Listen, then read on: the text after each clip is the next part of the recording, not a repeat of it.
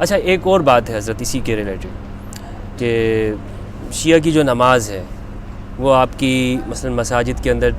وہ مسلمانوں سے یعنی اہل سنت سے الگ ہے، ٹھیک ہے؟ تو جیسے 3 ٹائم کی اذان ہوتی ہے وہاں پہ ایک ساتھ نماز پڑھتے ہیں، 3 نمازیں پڑھتے ہیں، تو یہ کیا ہے آپ کی اس میں؟ اصل یہ ہے، اسے کہتے ہیں جمع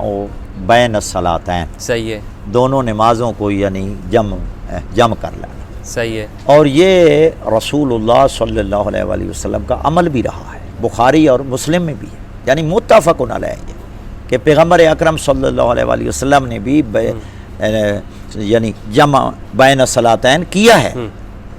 تو یہ یعنی سنت پیغمبر بھی ہے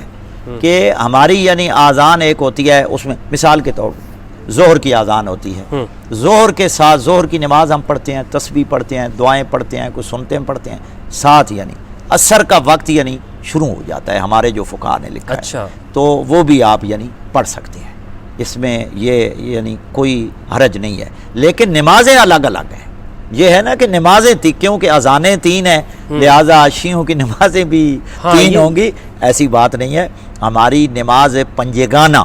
5 نمازیں ہیں، اور دوسرا یہ ہے کہ شیعہ کی فقہ کی کتابیں یعنی متداول کتابیں موجود ہیں، متداول ہیں،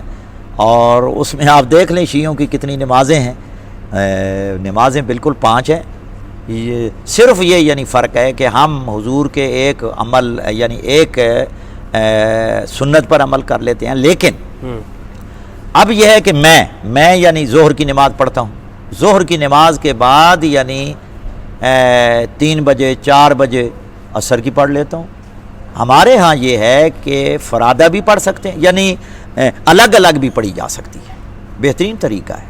الگ بھی پڑھ لیں اور جمع بین الصلاتین بھی کر لیں، دونوں جائز ہیں۔ اب جو میرا معمول ہے، ہاں اگر کوئی دیر ہو جائے یا کہیں میں نے جانا ہو تو پھر میں ظہر اور عصر یا مغرب اور عشاء جو ہیں وہ تھوڑا وقفے سے یعنی جمع بین الصلاتین کر لیتا ہوں، لیکن عام اوقات میں الگ الگ پڑھتا ہوں،